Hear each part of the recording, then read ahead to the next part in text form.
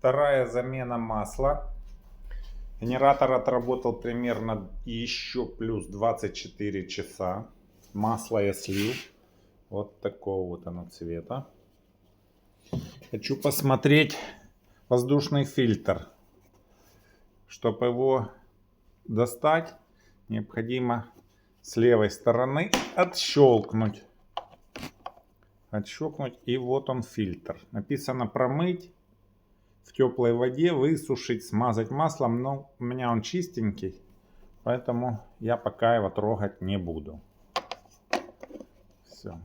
Вставляется. Вот так вот.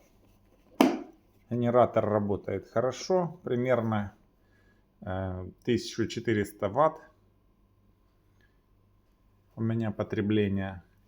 Сейчас буду заливать масло. Использую такую леечку от другого генератора. На связи.